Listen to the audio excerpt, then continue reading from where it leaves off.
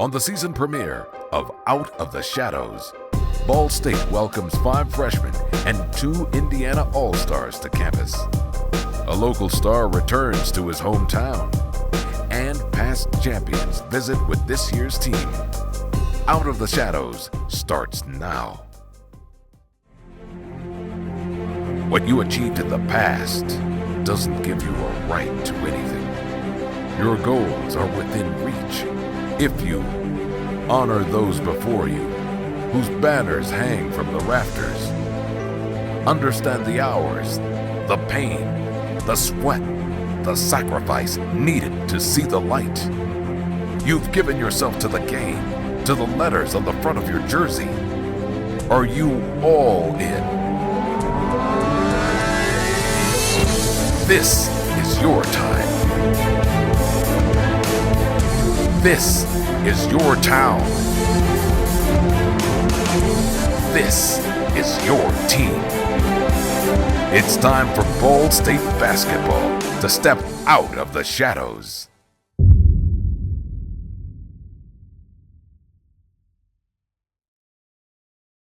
Muncie. With a population of just over 70,000, the town is located in the heart of Indiana and in the heart of basketball country. A town forged in industry, from ball jars to transmissions. Muncie's economy experienced a downturn in the 1970s. Decades later, with new leadership and new hope, Muncie is returning to its once proud past. Ball State basketball finds itself on a similar journey. From 1981 through 2000, Ball State was a powerhouse in the Mid-American Conference, winning 7 MAC tournaments and advancing to postseason play 11 times.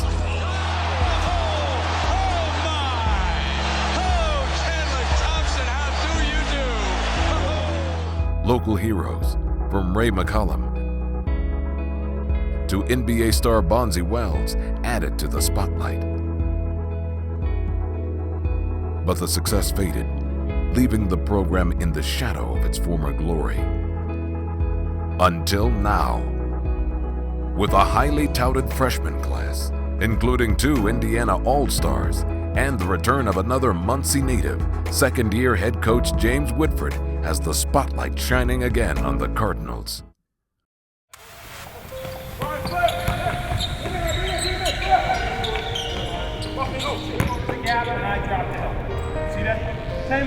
Well, we had a real productive offseason. You know, it was important for us in a lot of ways. It was our first offseason where I was here the whole time, so that our returning players were really able to focus in on having an aggressive summer to get better, get bigger, faster, stronger, and work on their skill development. And then we've had to integrate 7 new guys, 7 new players coming in. So you got 2 separate jobs. You got those guys, the first group trying to get better. You got the second group trying to integrate them into the things that we're doing, teaching them the way we do things. And but I feel like on both fronts it's been very productive. You know, our older returning guys are better athletes, they're better players. You can see the difference in the fall workouts. And our guys, our new players, have quickly picked up the speed. I think we got a high character group, a group that really loves basketball, and I think we've relatively quickly formed a pretty cohesive unit. So all in all, I viewed it as a very productive offseason. One promising newcomer is freshman JEREME Tyler. Tyler, a 6'3" guard, averaged 16.2 points and shot 59% from the floor at Arsenal Tech in Indianapolis. The Indiana All-Star scored over 1,000 points and set Tech's record for 3-pointers en route to an Indiana Class 4A state championship.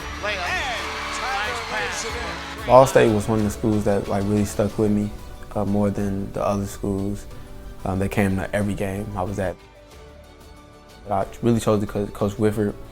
I love his mentality. He loves to win, and I love to win. I don't like to lose like him. And he's pretty intense about this year and the people he brought in with me that we're going to actually make a big impact in the MAC.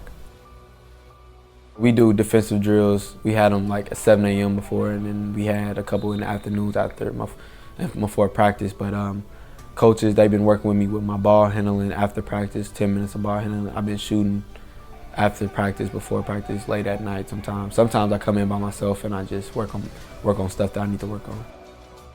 MAC freshman of the year, that'd be a great goal to start with, but you know, I have other things, other goals like being better on defense, you know, having great hustle, and like all the small things that can make us win. I'm good friends with Xavier Turner too. I played against him, well, we played against him in a scrimmage my sophomore year and my junior year. And Sean, we've been friends since in AAU. I played against him, we've talked together. Indiana All-Star Sean Sellers scored more than 1,900 points at Greensburg High School.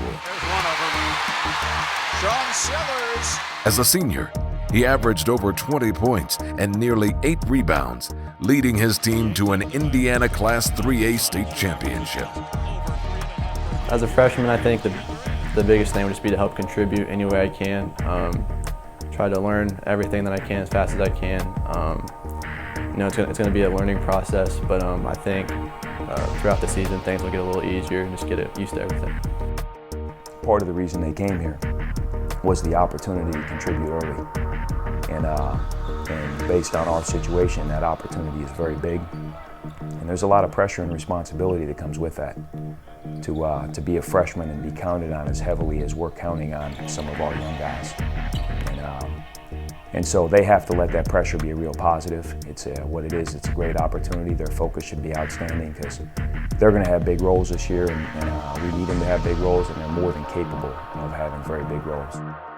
This year we got, I think, 7 or 8 new guys again. It'll be a learning process too, but I think we're a very tight-knit group.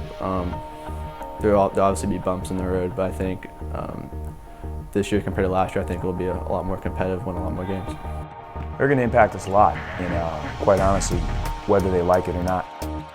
They could play well or not play well, but you know, we just don't have the depth right now to do it any other way. Now they're good players, and they're going to impact us a lot in a positive way. A couple of the older guys have helped me, you know, through drills, you know, coming out, telling me what I should have done here, what I need to do here. It makes it easier on me, just so the process, you know, going in and out of drills and further on helps me. We did something different this year. We actually borrowed this concept from Pete Limbo on the football team, but we had a core leadership group, and something that I had the players vote on. I actually didn't have a say in it, nor did the assistant coaches. Every player picked 3 guys that they viewed as the leaders of the team. And I asked that one of them had to be a freshman or sophomore, so we had some balance, but the other 2 could be any class. And they voted for Jeremiah Davis, Franko House, and KAMENECKI. That group really, I think, has demonstrated everything we're looking for, both on the court and off the court, of what we're looking for from a Ball State basketball player. Leadership will fall on the shoulders of 5th-year senior KAMENECKI.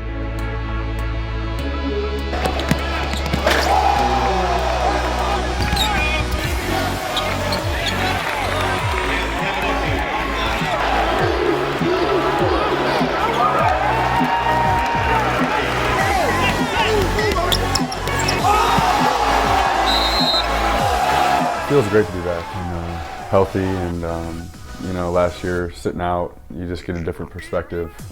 You know, watching the game, and with Coach Whitford's first year last year, you know, you get to watch the system and see how, you know, he wants us to play, and you know, it's finally nice to be back on the court and actually feel close to 100%. KAMENECKI, I think, you know, he has played the least of those 3. But he's kind of the older, wise guy. You know, he's in his 5th year of college. He's been around a lot. He's a smart guy. Guys respect him as a player, and I think he was put in there for his wisdom. You get older, you know, you get a little bit more savvy. You know, you're not as athletic as you were when you were 17, 18 years old, and so you just gotta have a different mindset, and you know, take that to the court. Make every moment precious. You know, you don't really know when you're gonna have, you know, your last moment, and it just, I think it helps games too. You never really know when your last game's going to be, and you know, I've benefited from, you know, being able to play through injuries and all that. And, you know, just you have to make every game count. It's not just my team, it's our team, and they have a big say in this. You know, I'm going to coach a lot of college basketball seasons. They're in this for 4 years. And I really want them to take ownership in the team. Those guys do take ownership in the team, but you know, we need the leadership to come not only from the coaching staff, but from the players themselves, and that's why we're trying to kind of integrate the two groups. Being a good leader, you just have to, you know, you have to be vocal. You have to, you know, set an example for everyone on the team. You know, if you're working hard, you know, they'll follow in your footsteps, and I'm just trying to do that the best I can. You know, just being able to say that I left everything out on the court. Sophomore Franko House will also lead this year's team.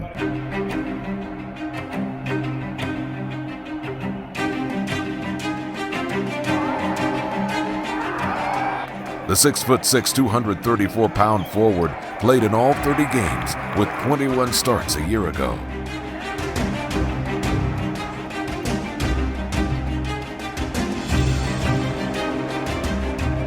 Franko, for starters, he leads by example. You know, he's probably the least talkative of the three. Like, I'm not a big rah-rah type dude. I don't like try to influence people with my voice. I more try to go out and do it, play hard and show, set by example. Franko came in here a year ago at 269 pounds. He stands here today at 237 pounds and under 8% body fat.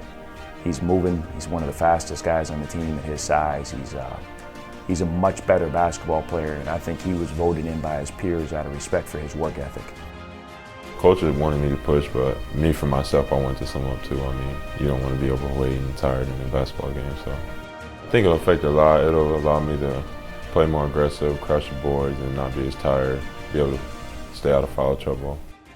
I know Franko's a sophomore, but he has a big say-so in what we do sometimes.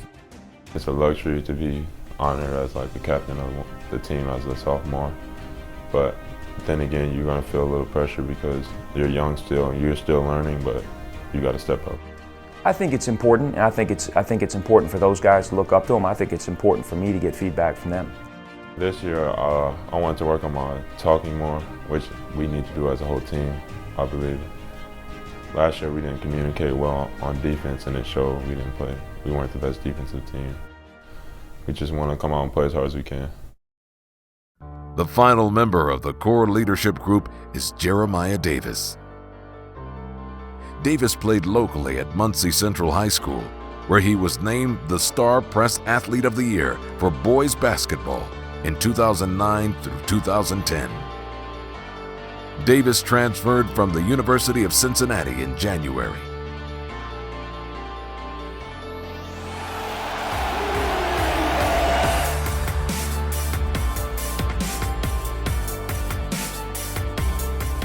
When I found out that I was able to play this year, you know, I was very excited.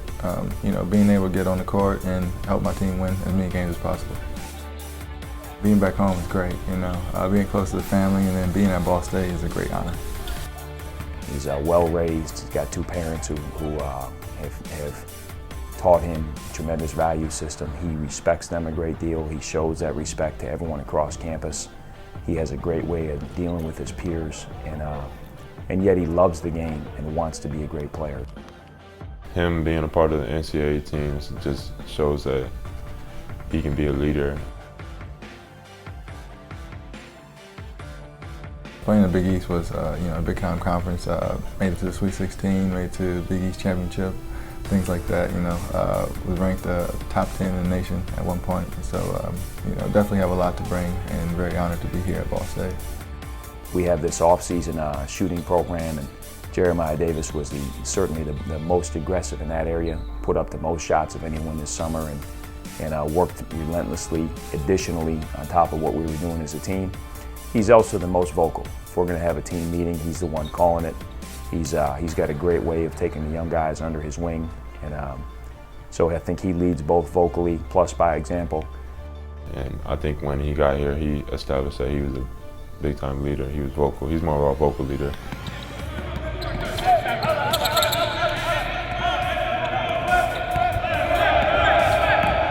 just have to play the best of your ability. You don't have to worry about anything else like that. Just do the best that you can and show everybody else how to compete and like the passion for the game and stuff like that. Bringing him in here has been a huge addition for us, both with his ability, but as much as anything with his leadership.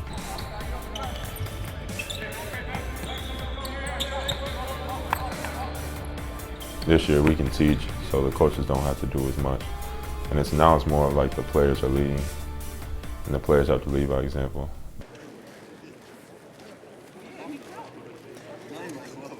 All right, fellas, I want great attention and great respect. I want great attention and great respect for this segment here. This is really important to me. I'll say this. You guys know this. When I was at Arizona, I came back here for one reason and only, and that's because when I was at Miami, I came in this gym during that run, and I had unbelievable belief in what the brand of Ball State meant, and the brand of Ball State is because of these guys, really is. This is my first time to really kind of reach out to these guys. We got some great players here. I'm going to let them introduce themselves. Scott Nichols here, 86 to 1990. How many NCAA tournaments? Played in 2, Sweet 16 senior year. Paris McCurdy, 2 years, 1990, 88, 89. We beat Notre Dame, lost to NC State in double overtime in 1 year. Next year we beat Pitt, lost to Illinois. Lost to Illinois. And the next year we lost to in the Sweet 16. So it was a good run, UNLV, yeah. How many years were you a pro after this? Did the NFL and the NBA, and then went overseas and played over there for about maybe 8 years. So finished up my last season playing professionally was 2005. Jeff Parker, 78, 82, played with Coach Yoder on the 81 team, first NCAA team. Played in Australia after college. Lonnie Jones, we went to NCAA in 2000, NIT in 02, won a few games, did some good things. How many guys saw the run they had in Maui? See, I was going to bring that up. I'll let you go. I'll let you go. You go ahead and go next. Rob Owens, I was on that 2002 team also. Maui Invitational, that might have been 02 as well, 01, 02. We beat first. It was UCLA, Kansas, and we played Duke in the final, and they beat us on a narrow margin. I just recently got done playing ball overseas, all over Europe and Brazil. It was my last year, so just keep up the good work, man, doing a good job.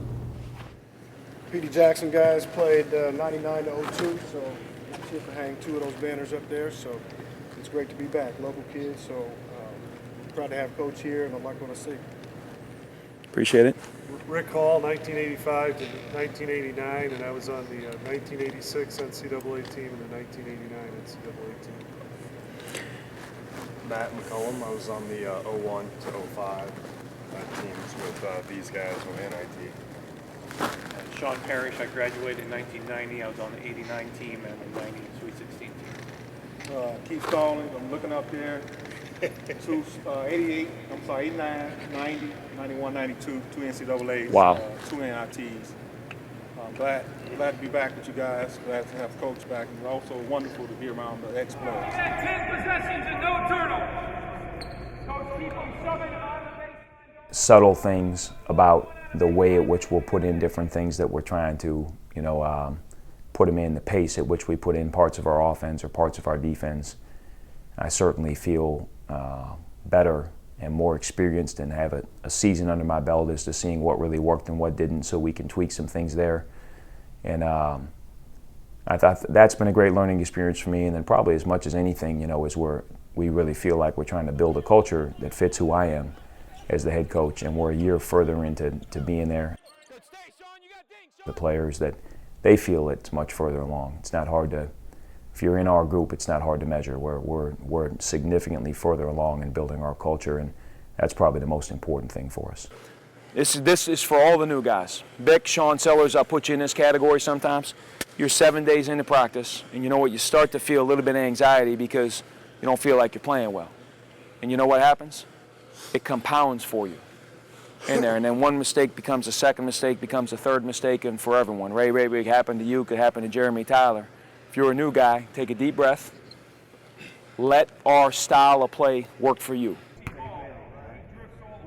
We had practice one time, and Coach wasn't there. He was on a recruiting trip, so it's not. It's really different when he's not there. Like when he's there, things are snappy, snappy, snappy. When he's not, you know, some people start to, you know, they won't go as hard. But when he's there, like he has all of our attention, and like if we don't cooperate, then we know we have a consequence coming.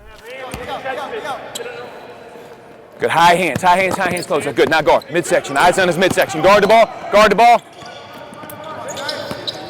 Rotate. It's your second year. See this blue line right here? You're running outside the pack line right here. Let me be you. Franko, take up top. Think. It's your second year now. Throw the pass. Good, I jumped to the ball. Good, come. You're running all the way up here, Caleb.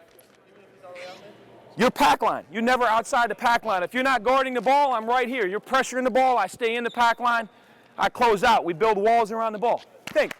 Oh, man, it's your second year. Let's go. Okay? All right, good. Freeze. There you go. I need a new whistle. Somebody could tell Jaron Henry I need a new whistle, and the sooner I get it, the better. Same offense, same D. Same offense, same D. You orchestrate everything that goes on. The coach put, like he said, he'll put that saddle on that back. You the one that he can put the saddle on. You know what I mean? And right, that's it.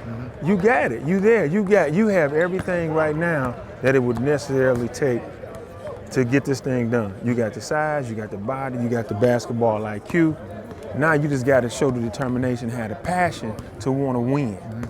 And you could take over the game. And you got to get up in these guys' face. You ain't got to go up here when you make a pass and a guy miss it or whatever. You ain't got to do that. Go over and tap him. Hey, listen, you got to get that ball. You got to be ready for me. You know, having Jeremiah here is really important. He's a terrific leader. He's very high character. I completely trust and respect him in everything that we're doing. And that would be true no matter where he played. He's just the type of guy he is.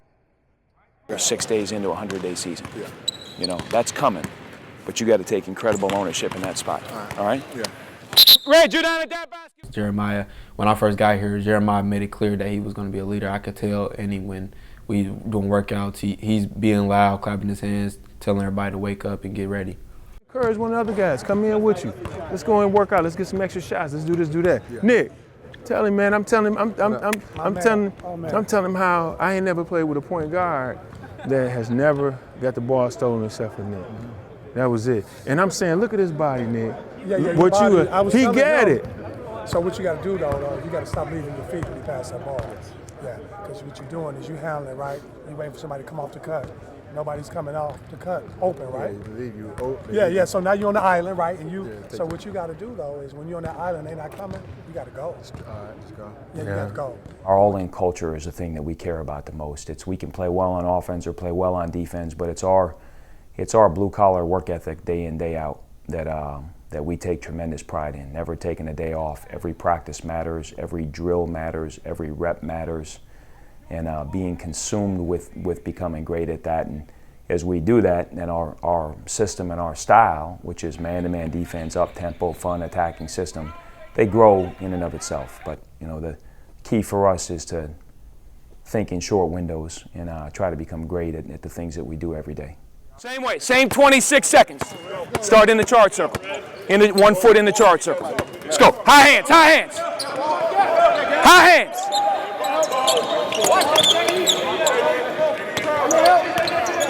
Good, high hands, Ray. Where's your gap, Sean? Good, turnover, Gray's in. Ceiling's high, you know, we have a lot of potential. We just have to be able to, you know, apply what we do in practice and practice hard and then hopefully translate that into games. First game is Utah. We have to focus on them before we can focus on winning the MAC. But you know, it's gonna be a process for us. But I think we have the keys and the people here to do it. Jump and sweat, JT. Good, high hands.